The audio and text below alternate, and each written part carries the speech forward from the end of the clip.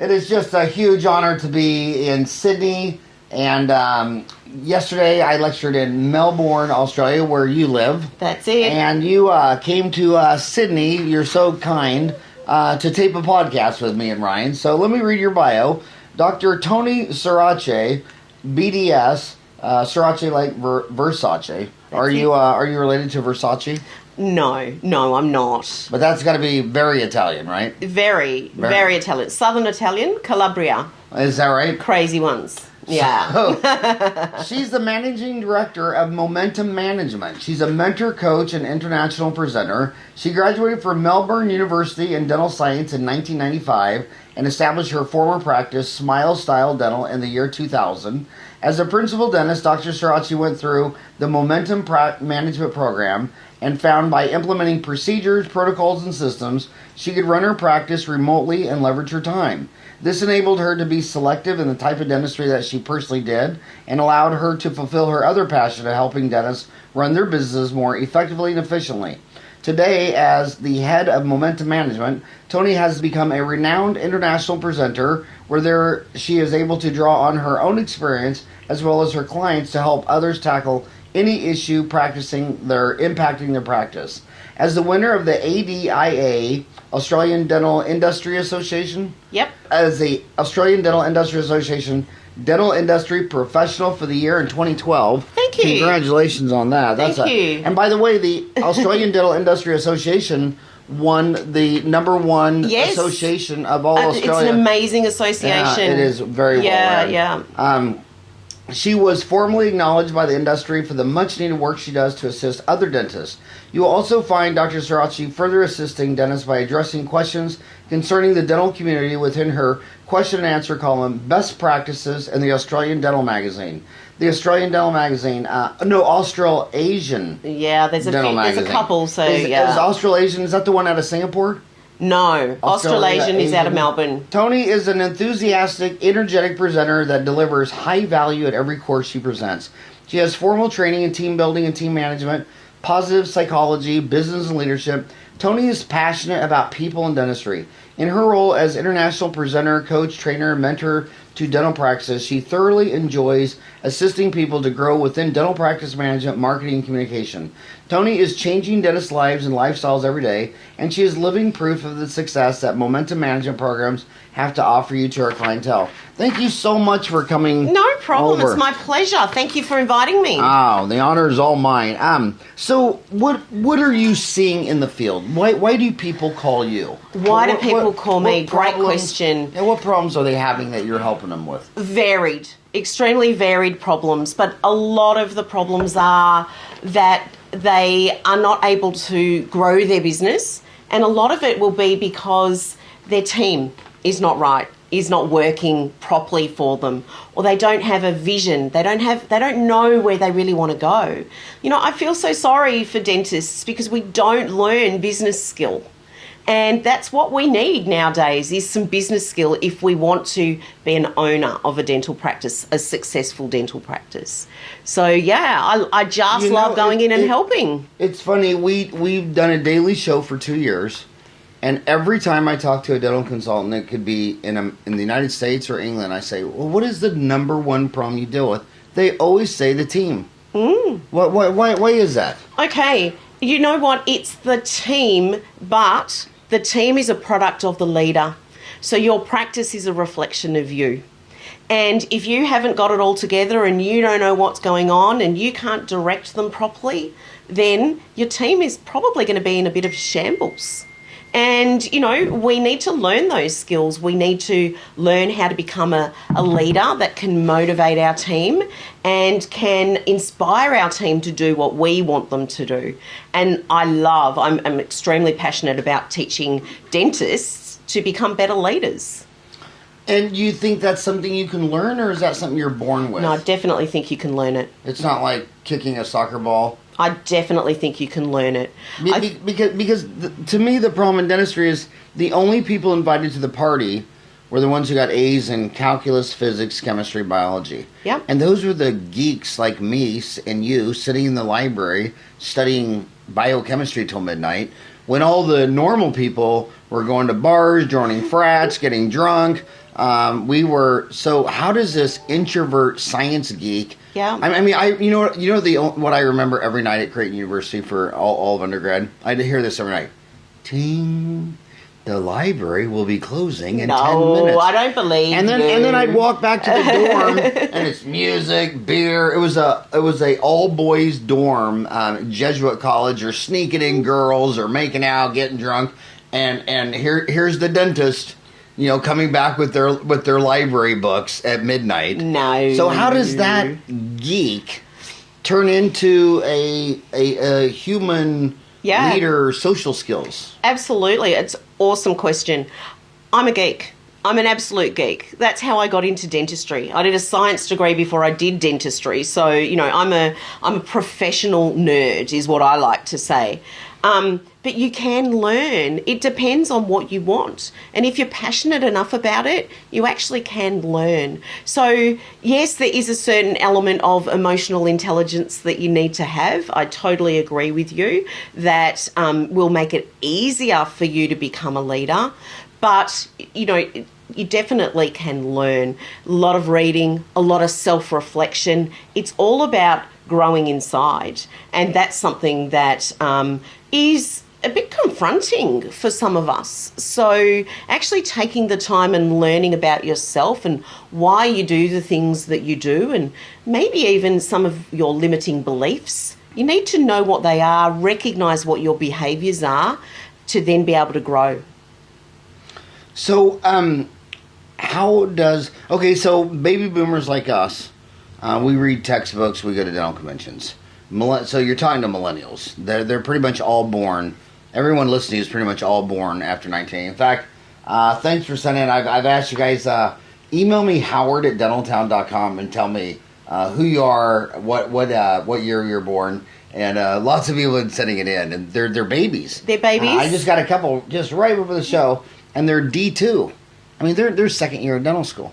So so for these millennials, how could they fast forward leadership development? And I think that is a sensational thing to be even thinking about, fast-forwarding leadership. I wasn't even thinking about that when I was in second year of dental school. So these guys, I feel, have a real advantage, is that there is so much knowledge out there now at the access of your fingertips on your smartphone. So definitely start reading, start delving into some of those self-analysis. There's lots of different questionnaires and things that you can get on the internet, and you can start learning about yourself. I think that's something that you need to stay open to all ideas. And my advice for people starting out in dentistry nowadays is that you need to be really flexible. You need to be able to, not just look at the clinical side of things. You actually do need to look at things like emotional intelligence, leadership, and ways of influencing people. So your success in dentistry is going to be, very much dependent on how good a communicator you are. And learning communication skills is one of the first things that I would be doing. Is your book on Amazon? No. My book I give away for free. Okay, so you wrote a book called Be Exceptional. Yeah. 50 practice systems to kill average and wow even your mother-in-law. You hand that out as an ebook? Yeah, I do. You know what I wish you would do? You should make an online dental course on Dental Town called that. And then if they take the course, you email them the book. Yeah, cool, no problem. So you have 3 boys. Yes. And a husband, so you're outnumbered 4-1. Definitely. And I always have said, I've written a few books before, and I always said that writing a book is like having a baby. I mean, it's a 9-month project. Oh, look, this is a mini book, I'm going to say, because in dentistry, we're so busy. Why subject someone to a full book? when you've got to run a dental business, you've got to have you've got a family to be with as well, and you've got to keep up to date with all the clinical stuff. This is a mini book, so it's really succinct, and it just tells you what you need to know. There's no fluff. There's no crap. And you can get it if you go to your website, momentummanagement.com. You can get it on my website, yes. Momentummanagement.com.au. So momentummanagement.com.au. What do my homies find if they go to your website, and how do they find that book? Yeah, look, there's a little link there. It's I think there's a link on the homepage. If not, we'll set one up on the homepage. But I'm happy to give a link for Dentaltown anyway, so they can certainly get it from there. It's all about 50 systems that I feel are essential to get in place in your practice that will help your life. Okay, once we get things systemized and organized in your practice, then things tend to go on autopilot and you don't necessarily have to think so much about getting things done. And team members absolutely love it.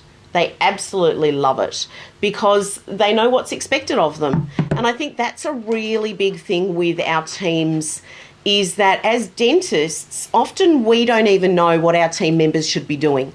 So often I'll hear a dentist come to me and say, but she's been a dental nurse before. She should know what to do. You know what? They don't know what to do. And it's not fair on us to ask them just to do what they've always done. They're not mind readers. So what we need to do is we need to set up the expectations properly. We need to give them good, solid, safe systems, and then they're going to flourish. You've heard of Subway. Yes. And they'll hire a 16-year-old kid, and before they start on their day one at home on their own time, they have to watch 8 one-hour courses, take multiple choice questions, get it all right. And if that girl said, well, I want to be a dental assistant, and when it became a dental assistant, she'd get no training. Yep. I mean, crazy. The front desk, in any normal business, the front desk would be called incoming sales. And they would record all the calls, they'd track the calls, and all it'd be about converting the calls into sales. And they don't treat, and then someone cancels their appointment or doesn't show up or whatever, that would be outbound sales and marketing. Yep. And so here's the most important position in the office: zero training. Hire you out. Oh, you worked in an office work? Well, we're going to name your position after a piece of furniture. You're the front desk lady. And I'm going to go do the important stuff, and I'm going to go back and do some drill, fill, and bill dentistry. Why do we do that? It's crazy. It is really, really crazy, isn't it? That is the most important piece of equipment in your practice. I think Linda Miles, I heard her saying it years ago, if the phone don't ring, the drill don't sing, and it's so true. So why don't we invest in our team and help our team answer the phone appropriately? But I love what you just said as well with regards to now thinking about these phone calls as leads. That's something that in dentistry, especially in Australia, we have never thought of it like that. And I think that if you said lead to many dentists in Australia, they would just go, that's sales and I don't want any part of it. Now, that's what I'm trying to break through at the moment. I'm trying to break down those barriers of these are leads. Well, we have a prospect that comes to our phone and we can convert them to a lead, but we've actually got to capture some data to convert them to a lead as well. So I'm having lots of fun in that space at the moment. I'm challenging lots of people and I really love what we're producing. It's getting really exciting. I tell people if they're not into selling dentistry, just get out of it. Go. They should go into something that they believe. Go sell iPhones. Go sell drones. Because I know of women. I've heard in somebody of women who had all their teeth pulled and got a full mouth denture and committed suicide. I had a patient tell me that the saddest thing that ever happened is when she came to me and we removed all of her teeth and we did a denture and she couldn't sleep with it in her mouth at night.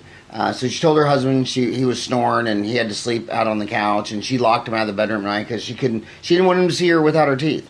And so she locked him out. He slept on the couch, and after about a year or so, he moved on. And then she realized she lost the love of her life because she didn't take care of her teeth, or she didn't get implants, or this, that. And then some frickin' dentist says, well, I don't believe in selling dentistry, then get out. Get the hell out of there. I mean, people kill themselves when they lose their teeth. They lose their lovers when I mean, it's like, how did sales become a 4-letter word? Look, hey, it absolutely is a 4-letter word for a lot of people. And this whole thing, I'm a clinician, I'm not a salesperson. That's a really big thing in Australia. Okay, so it's a dirty word, absolutely dirty word, sales. So I'm out there on my bandwagon trying to teach people and educate dental people that it's actually educating our patients. It's actually, changing lives. It's not sales. And if we're not offering all the options, then we're not actually doing our job properly. So that's a really big challenge we have in Australia. I don't know, is it like that in the States as well? Well, the interesting thing about the States is no one talks about the EU, because no one would compare Germany to Greece.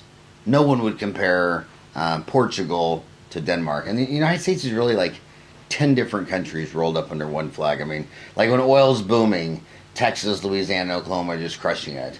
To compare Miami to New York, Miami, whatever Central and South America, when they're Central and South America are booming, Miami's booming. But it's all over the board in the United States. It's a really big country. It's about 10 different countries under one flag.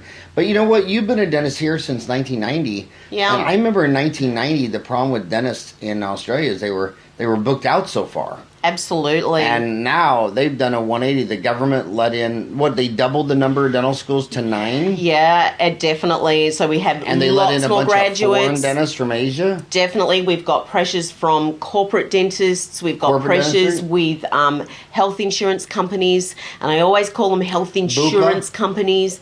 Bupa's a big one. Bupa is now buying offices. Yeah, Bupa already owns about 280 offices in Australia. So it's really gotten really competitive. Extremely. And in 1990, it was like this was the place to practice dentistry. It was awesome. I saw boom years. I was lucky. A bunch of foreign dentists. They doubled the number of schools, corporate dentistry. But this health insurance, Big Bupa, is a medical insurance company. A very big one in Australia. Very big one. And they've bought several hundred dental offices. Yep. What are your thoughts on that, and how does that change the landscape? Yeah, it definitely changes the landscape in Australia. And we do have that they're even contacting patients from other practices and saying, come to our Bupa clinics and we'll be able to offer you a better rebate. You'll get more money, you'll get more value for your money. So it means that we have to be better business people in Australia with our dental practices. I really do believe, though, that we can get together as independent dental practices and learn how to provide better services. Maybe even get together and do some collective marketing together, those sorts of things, and be independent, but be able to. We're never going to beat the insurance companies, and I think that's stupid if we think that we're going to. We're not going to beat them, but we've got to do things differently so that we can at least be in the race with them. Because people often don't know much about dentistry, so they will choose a provider based on money, purely on money, because they don't know the right questions to ask about dental services. They don't know what to expect when they go to a practice. So it's something that's just like a shortcut question, is that they'll ask how much is it, so that they can make a decision somehow. They use the money figure, and if it's going to be cheaper somewhere else, we might get some people going there. I think one of the biggest problems in dentistry is when I buy an iPhone, I know what I'm buying. When I went downstairs this morning in the lobby and bought a cup of coffee, I know what a cup of coffee is. But when I take my car to the oil change because I got a coupon that says you'll change my oil for $20, and then you come out and say, well, you know what, I really need to flush your transmission fluid and change your air filter. I don't know if that's true. Nope. When my air conditioner goes out and I call you and you come to my house, you say, Howard, I can't fix this air conditioner. It's 10 years old. You need a brand new air conditioner and it's $7,000. I don't know if that's true. Mm-hmm. And so I go into your dental office, and you come out there and you tell me I have 4 cavities, and I'm just like, I don't know if that's true. It seems like Americans, I know in America, women have serious trust issues with any man in a tie telling her that she needs a new air conditioner, she needs to have her oil changed, and she has 4 cavities. I mean, like in America, I mean, I'm telling you, 100% of women, when the man says, when she takes your car in to get maintenance, and he says, you know what, we need to do this or this to your car. You know, the engine light comes on. And she knows that in every car dealership, they call it the idiot light. Because the engine light comes on. So you're trying to do the right thing. And you go in there, and some grease monkey comes out and says, well, what it means is you basically got to give me $1,000 and we got to do all this stuff. And she's always wondering, I wonder if you were my dad or my brother or my uncle, if I would need all this stuff. How do you deal with the consumers who are buying invisible? I mean, they're looking at you and they don't know what to ask. You said they don't know what questions to ask. They don't. So you just only have 4 cavities. Why should I trust you? Yeah. How does that establish? Absolutely, and it is that T word. It is that trust word. And if you do have a look at my little book on systems, every single system is actually based around helping to build trust for that patient. So it's something that, it's very hard for you to trust someone when you've just met them and maybe you've said 3 or 4 words to them. So we actually need to spend time to develop that trust. We need to build a relationship, not just have a rapport with the patient. And that does come down to your communication skills. So certainly building a relationship, taking it slowly, helping the patient trust you, and also doing the right thing by people. So, word of mouth is still the most effective way of marketing, whether it's digital, whether it's online, or whether it is just word of mouth. It is still the most effective form of marketing around. And so doing the right thing by people, treating them like their family and giving them treatment options like you would a family member is the way to go, so that trust is built. And then they're much more comfortable to say yes to your treatment options that you're, delivering to them. Trust is everything. Ryan's mother swears I'm the father, but I don't trust it. He's too good looking. I wouldn't. Seriously, how could tall, he be yours? He's handsome, and he has a six pack. I would DNA test. I want to ask you a question, since you're a dentist and a woman dentist. Yeah. On Dental Town, a lot of the women dentists, they come out of school, they're 25, and they're saying, when you walk in the room, you need instant trust, you need instant likability, you need instant professional, and they're wondering, should I be in scrubs, or do I need to be rocked out in a dress with a lab coat on? Yeah. What would and men in general, a lot of men say, like I wear scrubs, and a lot of my friends in Phoenix say, God, I wish I was a fat, lazy, bald dentist and could just wear scrubs all day. It's like pajamas. But they get in a suit and tie, and they got the tie and all that. Do you think that's how does that play in? Gosh, I remember the days when I first graduated, and patients would turn around and look at me as if I'm the DA, the assistant, because I was young and and I was small, and that's what it was, is that a dentist had to be a male. So we're talking 90s. That was still expected in the 90s that dentists were male. So I had to really work on influence, okay, and making myself look like an authority.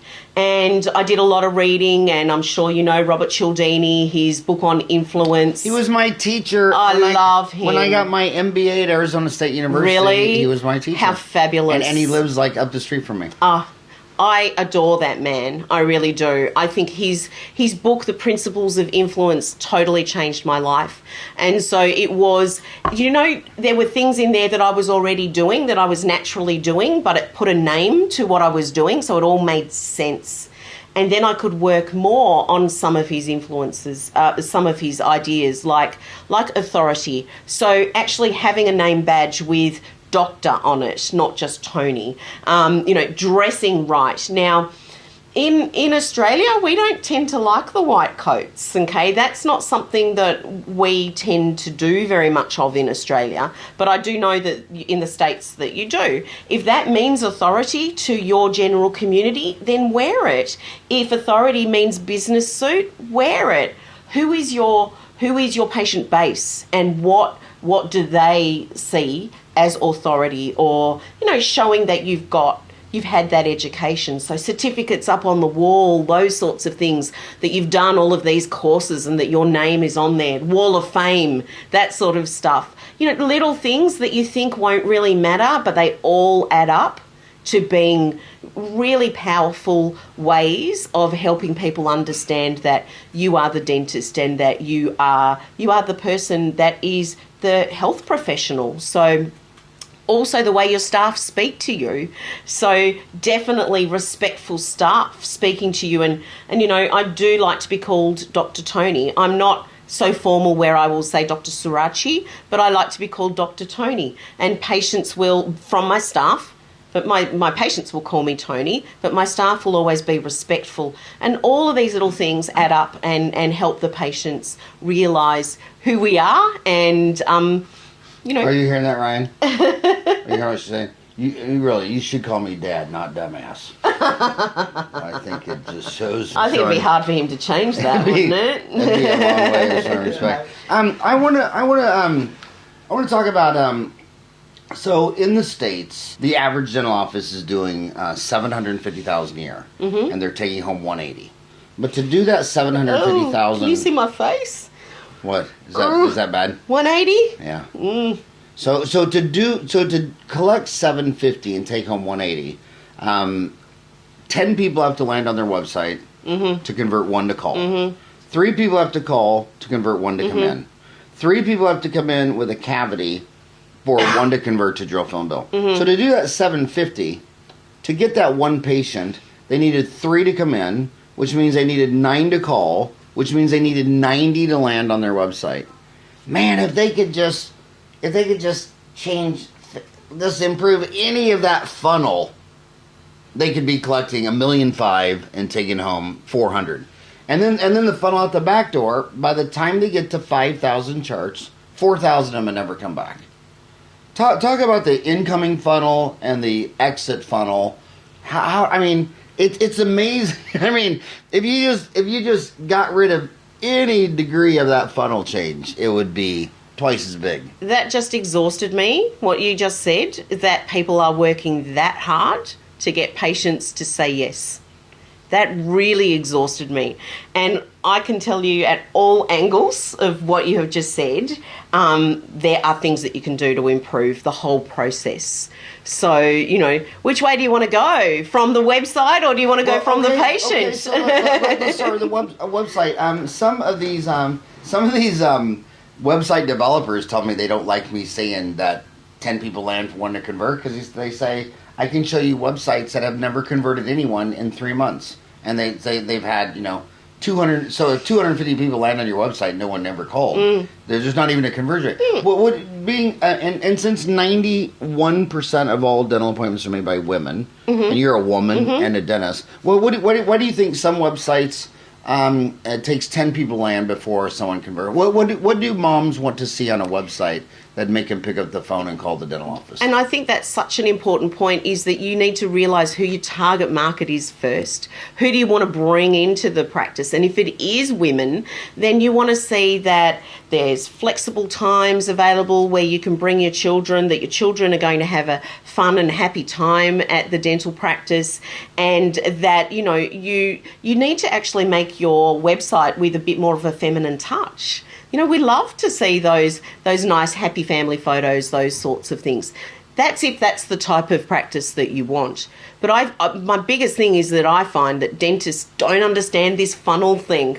Funnel and then bucket is what how I like to describe it. So you're funneling in your patients, but then you've got a bucket of patients, but most of these buckets will have huge holes and the patients are leaking out the door. Did you hear what she said? Yeah, let's do that slide. Hey, you have to pay me for that one.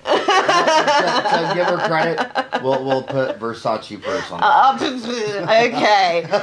But seriously, so it's actually just, first of all, getting dental practices to realise that is the mechanism. That is happening. So then when you're going out and you've got your website, so how do you get them to land on your website? First is you've got social media, you've got AdWords and pay-per-click, all of that sort of stuff. So you've got to attract people there first to then lead them to your website before you can even consider getting a conversion at all. And we haven't even made the phone call or an email yet. Now, I'm really excited because I am involved in another product that I'm developing with a really, really good friend of mine. Do you know Dental Ed at all? Have you heard of Dental Ed? So Emmanuel Recupero runs Dental Ed, where he teaches, he has a lot of the big Emmanuel names. Cooper. Recupero. He runs a company for high-end clinical skills for dentists. So he brings out lots of the larger name dentists. In Melbourne? No, he runs it. It's in Australia, in Asia, and even in America as well. There's an arm of Dental Ed in America. So we've got together. I love talking, if you haven't already realised. Well, you're Italian.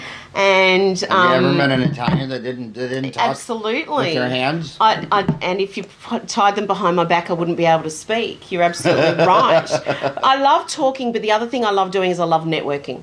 So I seriously feel that together we can do more.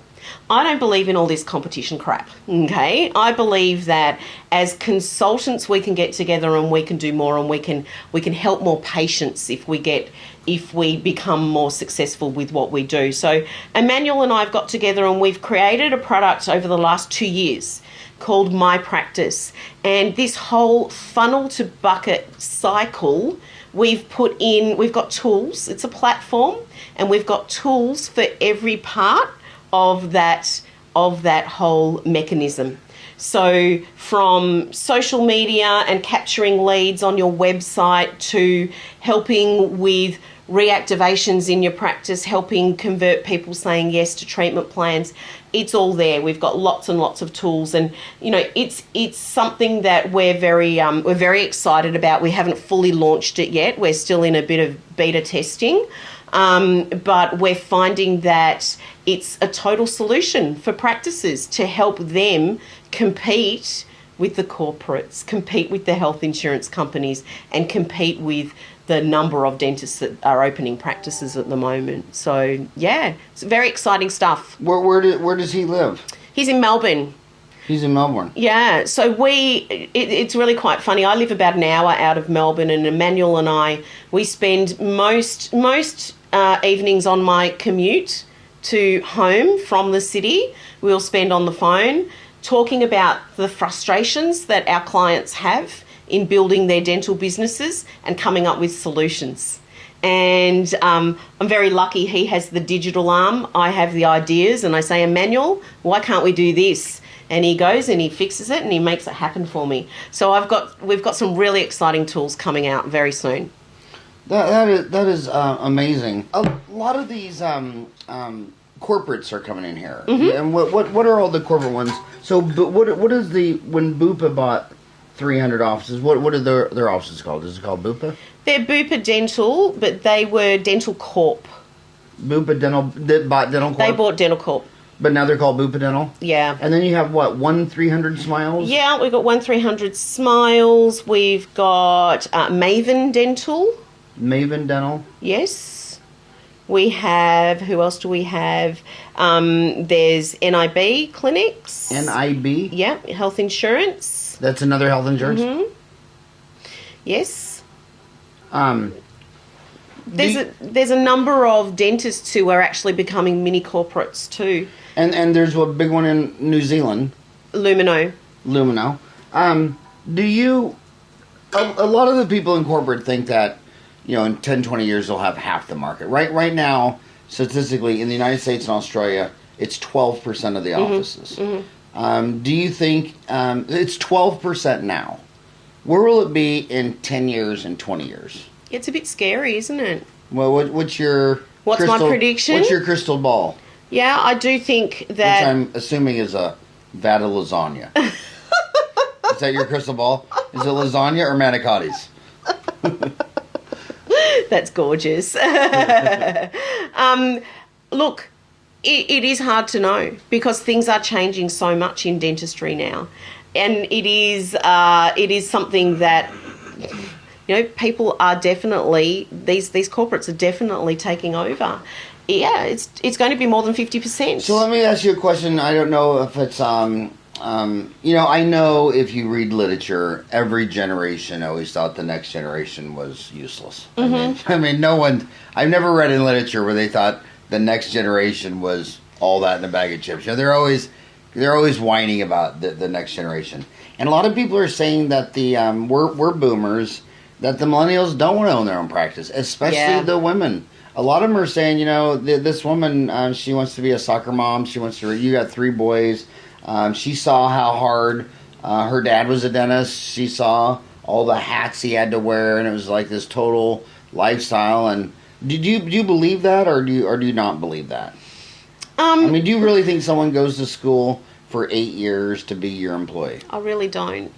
Well, look, I still think... And then when they tell me, when the corporate tells me that these millennials all just want a job, then I ask them, what is your number one problem? And they always say, well, you're not going to quote me, we're not recording, whatever, but I can't keep my damn associates. The turnover. See, I don't believe it that they all just want a job. Do you see high turnover of associates? Oh, definitely. You do? Definitely. What do you Very see? high turnover. So you rarely get people to stay more than 2 years. Okay.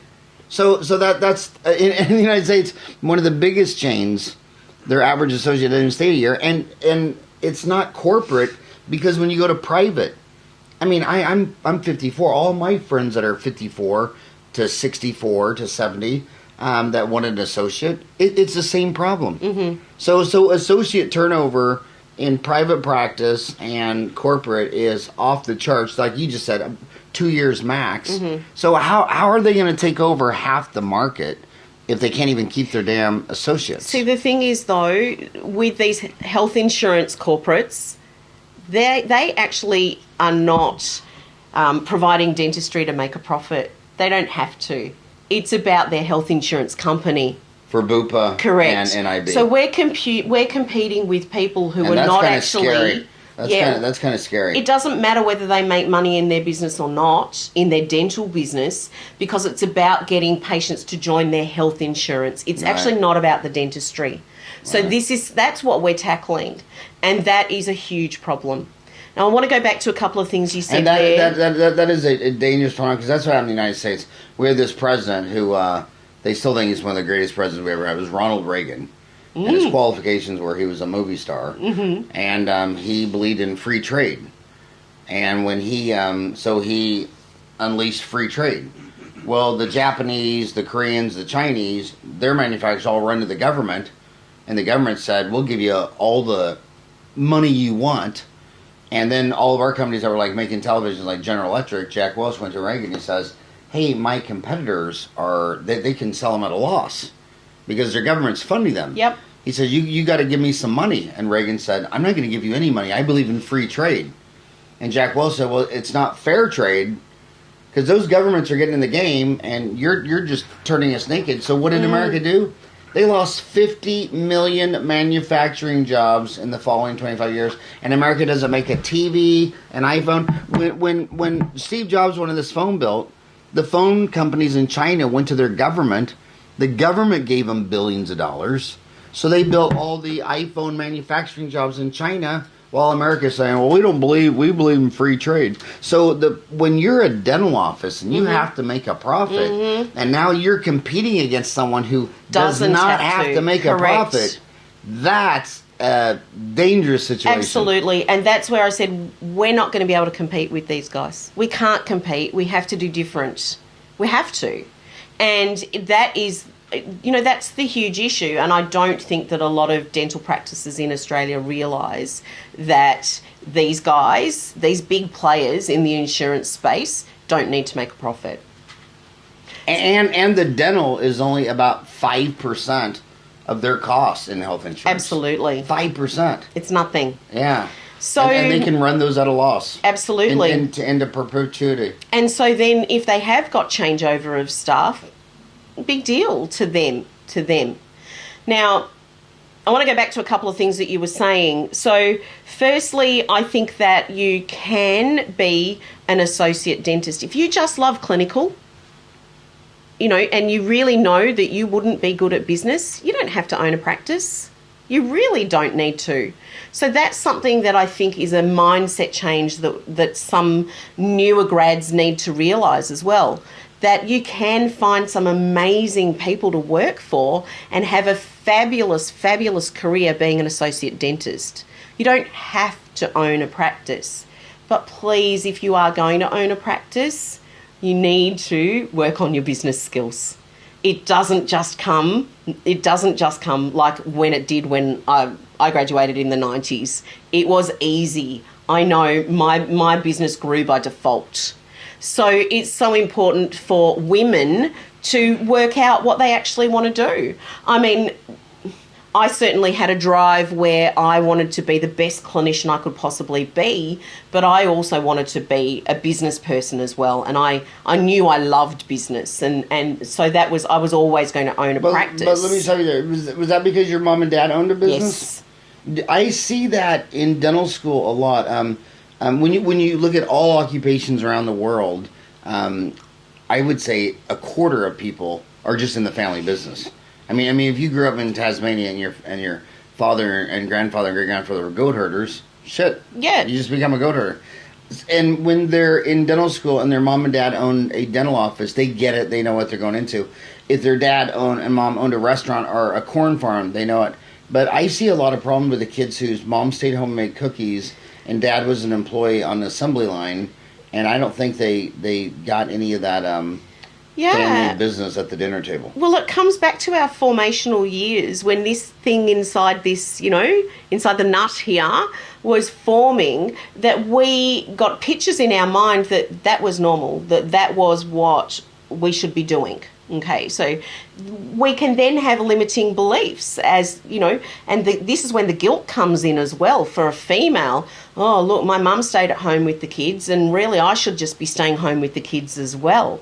So there's a lot of self-work there that needs to be done if you did come up in a life, growing up with a life like that. There's nothing wrong with it. It doesn't mean that you can't change, but it's much harder for somebody when they have those beliefs in their head that, I really should be at home, I should be looking after the kids.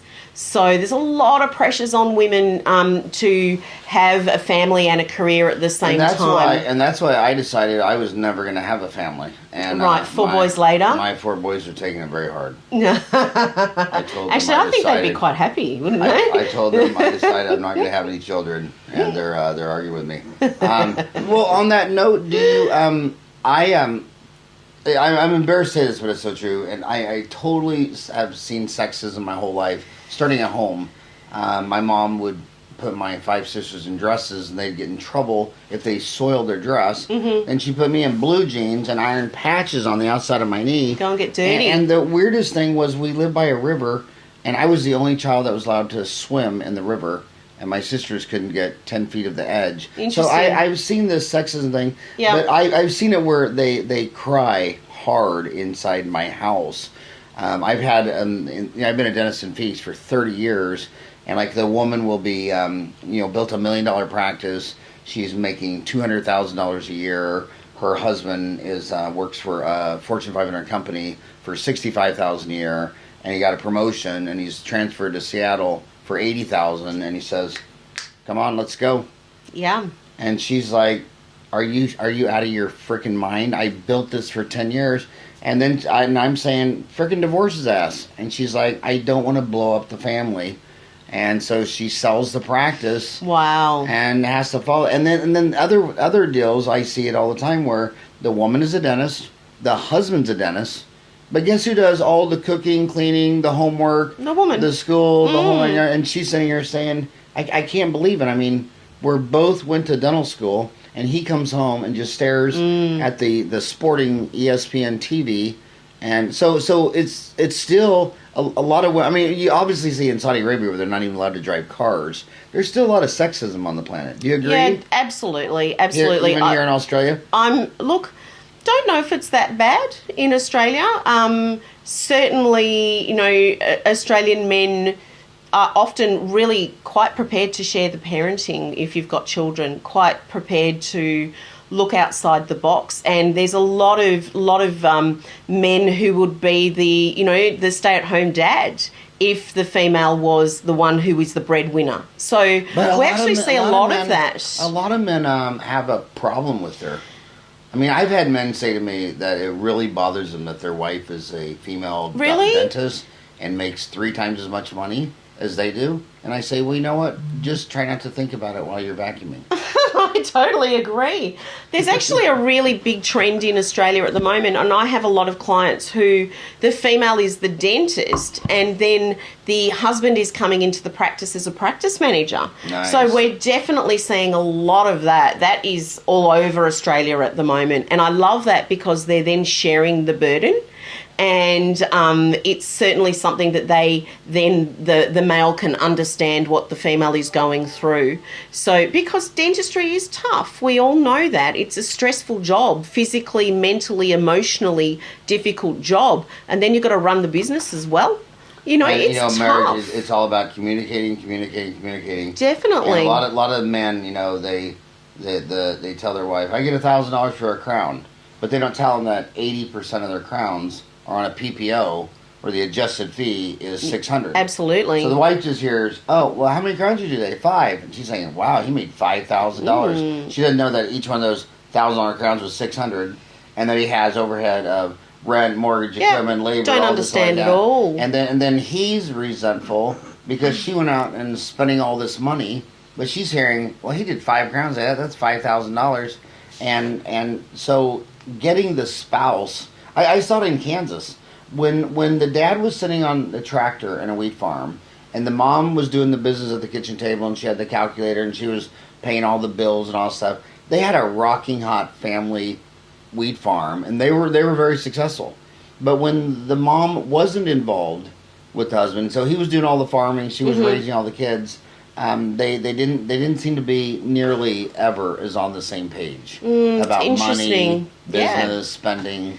So it is all about, at the very beginning when you said to me, well, what makes a successful practice? What would you do? Learn to communicate. You need to learn to communicate not just with your staff and your patients, but with your family, with your friends, and so people understand.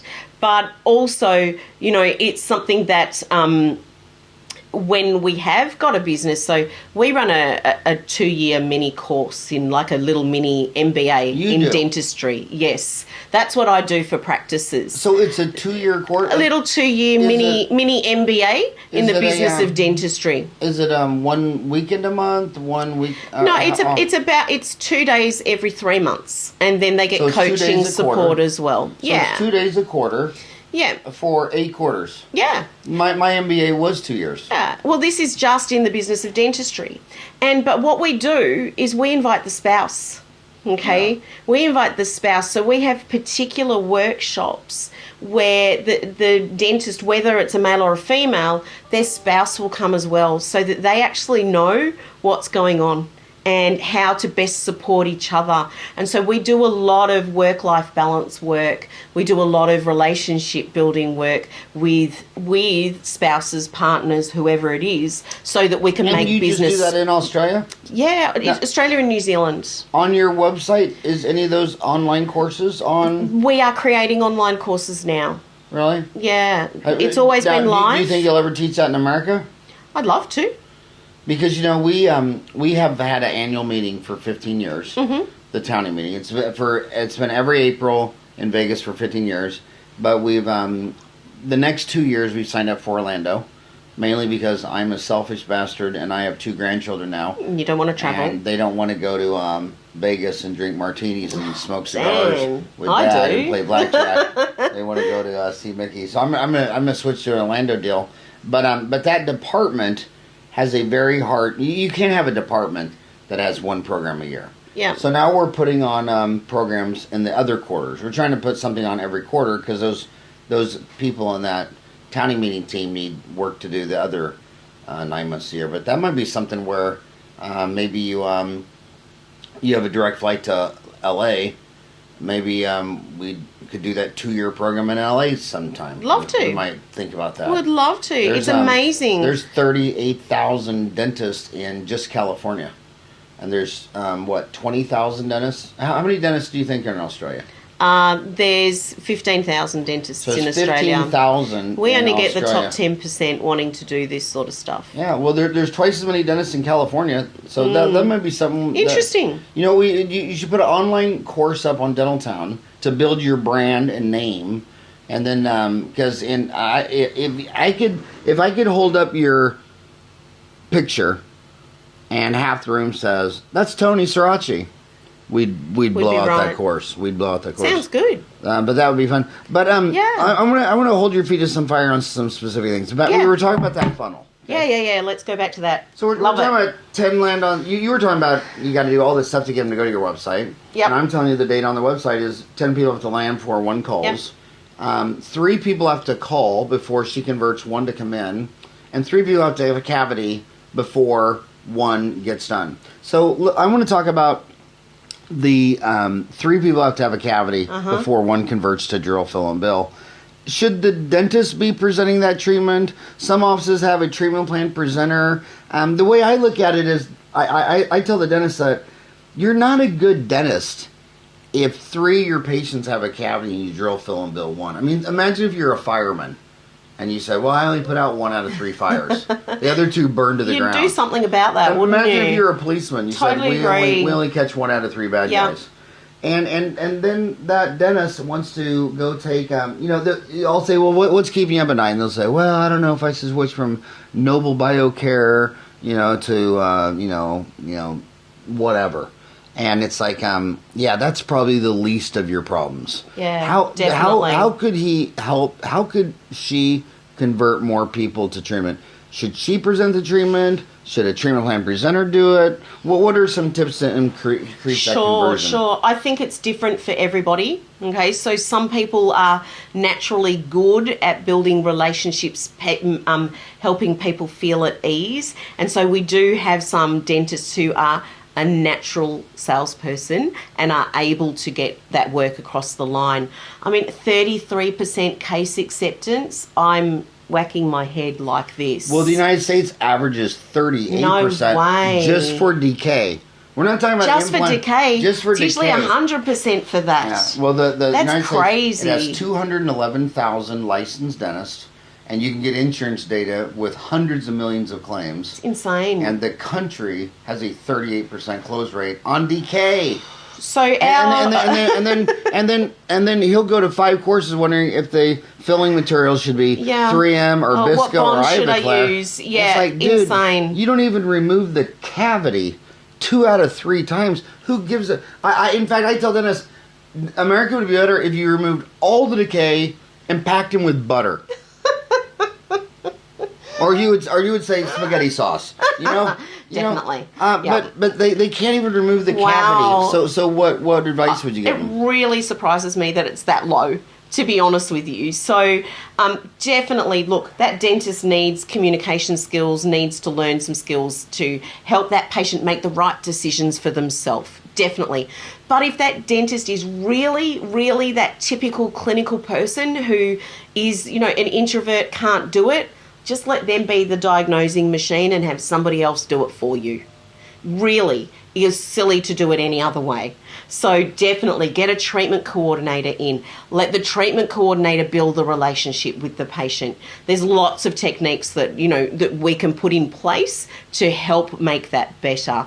Getting a greater case acceptance is something that you have to work on. And, we definitely teach a lot of that about getting people to trust you and to say yes. But to decay, I find that mind-blowing. Ryan, I want another slide. That recall is not just for hygiene, it's also for implants and endo. Can you write that down? You remember? So I want to talk about, you said that funnel goes into a bucket and there's holes coming out.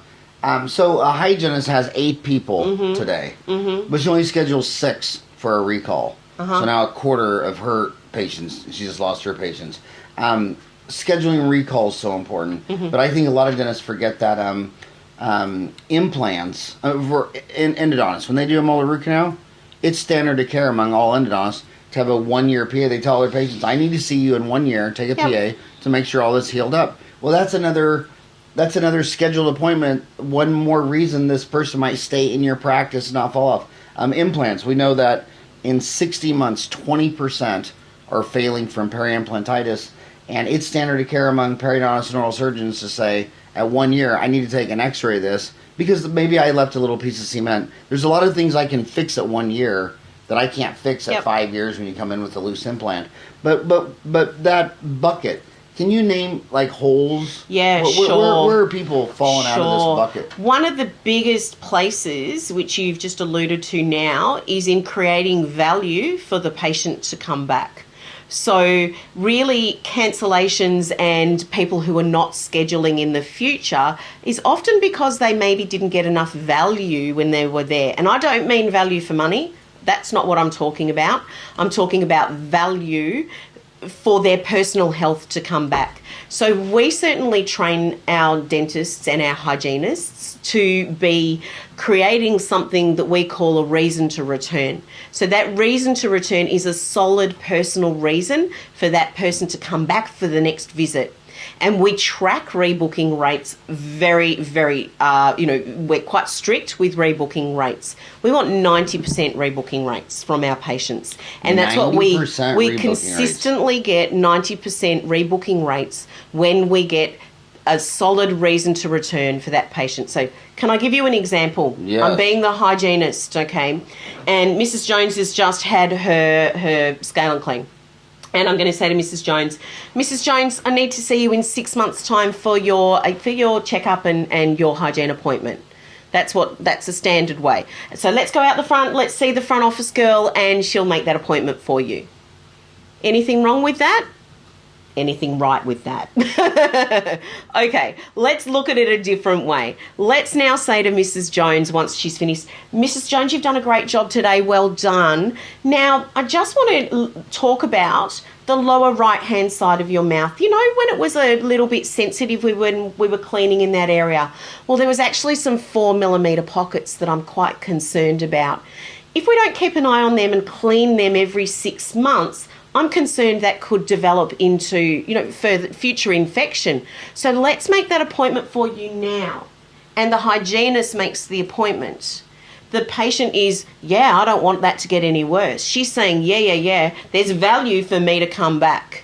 So there's all these little things to help get our patients to come back. Now, people are going to say to me, but then what's your cancellation rate? Well, we've been very clever here. And the words that we have said to the patient, reason to return, our DA has been listening and is charting the words that we've said in our patient notes. When the patient rings to cancel, what we're going to do is we're going to bring up that reason to return. We're going to go back onto the phone to Mrs. Jones and we're going to say, Mrs. Jones, I understand that you might need to cancel today, but look, I've just been having a look at Dr. Toni's notes and I can see that she was quite concerned about that lower area with the 4mm pockets. She didn't want you to get an infection there. Are you sure that you can't keep your appointment today? So it's the whole team involved in keeping that patient in the practice. Nobody walks out of the practice without another appointment. Gosh, I can talk, can't I? So is your definition of an active patient someone scheduled for another appointment? Someone who has had a course of care over the past 18 months in our practice. So you say 18 months? Yeah. And where did you get 18 months? 18 months is then we would look at the number of hygienist-dentist ratio that we would need. So if a typical practice, let's say in the last 18 months saw 100 people, what percent of those people do you think would have a scheduled appointment for something? I think that's... What do you think the difference is between total number of patients scheduled for something in the future versus number of people I've seen the last 18 months? Really depends on how solid your systems are. So, I'll see new practices where there's no systems and they're just relying on sending out a recall to a lot of these patients. People aren't taking notice of recalls anymore. They've got to be in your book. You need to pre-book patients. That's really important. So Another big practice management concern is a lot of times when you ask, okay, so every consultant I've ever talked to, I said, when people are calling you up, what is the number one stress? They'll always say staff. Mm-hmm. And what are the top 3 sports in Australia? I would say it's the Australian Football League. Mm-hmm. AFL. AFL. Yeah, maybe rugby. Rugby. Soccer. Or cricket. And cricket. Yeah. And when I watch those sports, and I love those sports, it's really interesting because they're all team sports. America has the NFL, and that's a very unique game to just America. And you have the Australian Football League. That's a very unique. I've never seen that played anywhere. Awesome. It's only played in Australia, isn't it? And not everywhere in Australia either. Yeah, very, very fun game. But the point I'm trying to make is the coach is totally engaged during the whole game. When I go into every dental office, when the dentist gets done doing the root canal, when he's all done, he just gets up, goes to his office, and shuts the door. Yep. And he doesn't even know the assistant's fighting with the hygienist. There's some lady screaming up front at the front desk. And I mean, could you imagine during the Australian Football League if the reporter's like, where's the coach? Oh, he went to the locker room. He went to the locker room after 2 minutes into the game. Crazy. I totally love that you've brought that analogy in. And I think that dentists ring up and say that staff are their biggest problem because they're not leading their staff properly. That's what it's all about. The staff are the problem, as I said at the very beginning. They're a reflection of the owner. And if the owner is not directing that team, just like in a sport, what happens? It goes to crap. Absolutely. My family, my 4 boys are all involved in baseball, which is an American sport. And I bring a lot of analogies into my business trainings from baseball. Amazing game. Absolutely love it. But it's a thinking person's game. It's not just hit the ball and run. So everything happens you need to know that if the ball gets hit over to right field, that, these are the possible plays that could happen and we're ready for it. That's what needs to happen in a practice. And I love that. I think that's so exciting and empowering when you break it all down. All of those actions are the holes in your bucket. If you haven't got those actions in place and you haven't rehearsed them and looked at the scenarios, you're going to have holes in your bucket.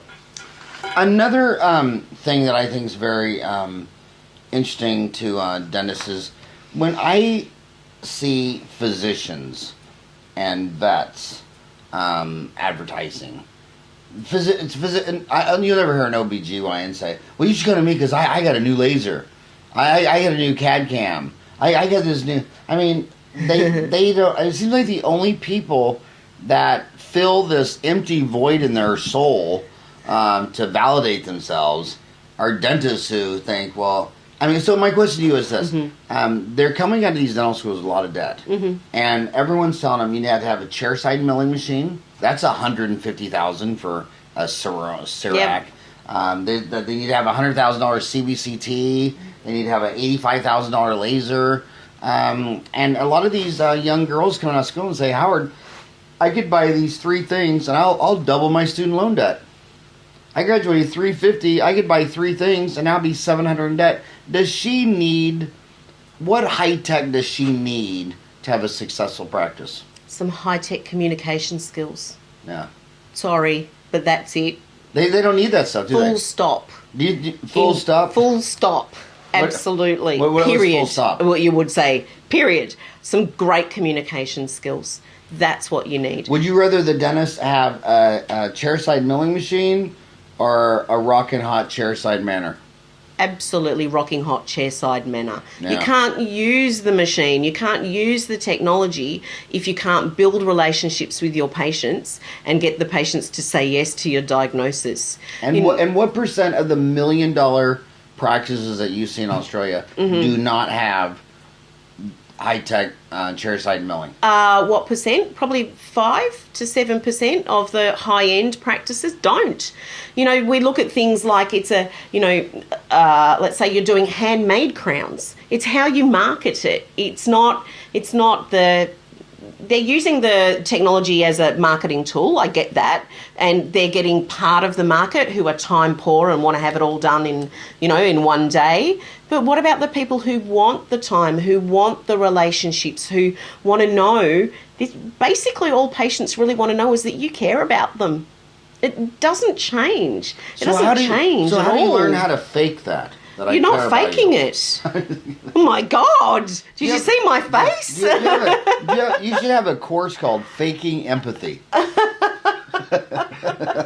I don't have a course called Faking Empathy. Is that your next book? Oh, no, I don't think so. Faking Empathy. Genuine and authentic is what I would be saying. And I want to go back to where you were saying that dentists are selling things on their website. We've got a CEREC, we've got this, we've got that. I hate it when dentists put those sorts of things on their websites.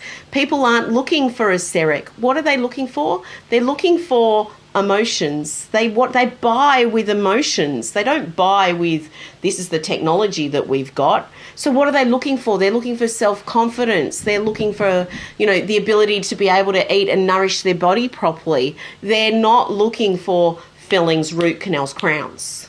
So we've got to be a bit more sensitive to, the emotional side of dentistry. And I know when I say emotions to men in particular, they go, ugh! But emotions and relationships go hand in hand. So really important that we're acknowledging that in our websites as well. So what would you say? You promised me an hour, and I've gone over the hour. We're at hour 10. I just want to end on one deal. A lot of people listen to you. Let's switch from the millennials to the boomers. Okay. They go, look, I'm out here in the middle of nowhere, America. I'm out here in the middle of nowhere, sticks and stones in Australia, and I'm just flat. I mean, I've been flat for 10 years. Yep. And I'm flat, and I'm getting burned out. Mm-hmm. And they're really honestly telling you, they're saying, and I've had this conversation with many dentists. They just say, I'm 40. I've been doing this a long time. It's just flat. It ain't going nowhere. I'm getting burned out. What would you say to that guy? Yeah. I would say, you know what? It's normal. And I think we all go through that. So don't feel guilty about it. I think that it's something that is just the normal process after being in the same four walls for a number of years. And I found that as well. So I was a practicing dentist for 20 years, and I went, you know what? I need something more in my life. And I went out and I grew myself. Okay. So I actually did one of those. Is that when you got the boyfriend in Italy? Or just something different? Shh, don't tell my husband, right? This is something different. Don't tell my husband. No, I didn't go out and buy the red convertible and have that midlife crisis. I didn't. But what I actually did, and I know this is going to sound quite cliched, but I did some personal growth and development. And what, simple little thing, it daunts some people, but I wrote down what I wanted to have said about me at my eulogy. Okay, you've all heard this before, haven't you? That this is a personal growth and development strategy. And that I found that I wasn't actually living my life in accordance to what I wanted to be remembered for. And then that was extremely powerful for me. And that made me change what I was doing so that I could live in that way.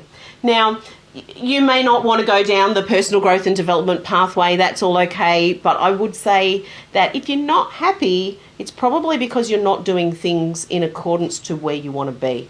That's usually what I find. So that would be the first thing that I would suggest that you look into. But other than that, change it up. Let's get some people in who've got a little bit more energy. Work with a consultant who can actually, get you excited, hold you accountable to getting some things done and doing things a bit of a different way. Step outside of your comfort zone. You've probably been doing things the same way for so many years that you don't even realise that there are different ways to do things, and that will give you some excitement and will give you some inspiration to keep going as well. So I think sometimes when you're in a rush like that and you're feeling burnt out, actually getting a consultant to help is really good. You know what the only thing I want them to say in my eulogy? Damn, he lived a long time. That's all I want him to say. That's all? I want him to say. That's all? I can't believe he lived that many years. And I've told him this for 780 days, that watching this industry for 30 years, the number one return on investment is always an in-office dental consultant to come in. I mean, name someone who got a gold medal who didn't have a coach. Yeah. Name a Fortune 500 CEO who doesn't have a leadership coach, a finance coach, a workout coach. I mean, when you listen to those CEOs, I mean, they don't have time to think about what they're going to eat. A lot of them have chefs that prepare all their calories. Oh, and Steve Jobs used to wear the same clothes every day because he didn't want to think about what outfit to put on. Yeah. You know, all of that sort of stuff. It's incredible. They always think they're going to take their practice to the next level if they add another procedure. Like, well, if I go add sleep apnea, or if I go add Invisalign, or if I learn how to place implants, like, dude, if you can't make money off cleanings, exams, and x-rays, and fillings, and crowns, and extractions, how the hell do you think you're going to make money adding some other... It's like if your restaurant's going bankrupt, will adding lasagna save you? Will adding mac and cheese save you? You got to get your house in order. Yeah, definitely. And what's also very interesting is when I look at the most successful practices in my life in Phoenix, not only have they had a consultant, but over 30 years, they've had every one of them. Absolutely. They're like, if there's a major... Because their thinking is always this. If this is what you do, and I bring you in my office and I learn one or two things, they'll always tell you, myself included, every $1 I've always gave a consultant, I always got my $1 back and another one in that calendar year. Mm-hmm. The team started, and to this day, it's so funny how I'll be talking to my staff and they'll say, "Oh yeah, Sally McKenzie taught us that. Oh no, wow, Sandy Purdue taught us that. Yeah. I remember Linda Miles taught." I mean, they remember who taught them all that stuff. And we all have different experiences as consultants, as well as we're going into so many practices, and we pick the best bits from all practices. We have a lot of knowledge that the general dentist is just not going to get because you're busy doing the do. So my clients love it because when I go into their practices, I've got fresh eyes. So things that they've been doing for years and years, and they've been doing it a certain way, they don't even realise that there's another way of doing it. And those fresh eyes make all the difference. They really do. Yeah, and they only see their office, and how many offices have you seen? So I couldn't tell you how many. I know. So therein lies the difference. Yeah. But I want seriously, Toni, I can't thank you enough. Thank you for coming by, seeing me and Ryan to share and talk to my homies today. It's been a pleasure. Thank you. It's been outstanding. Thank you so much. Wonderful. Thank you. Good luck with those 4 boys.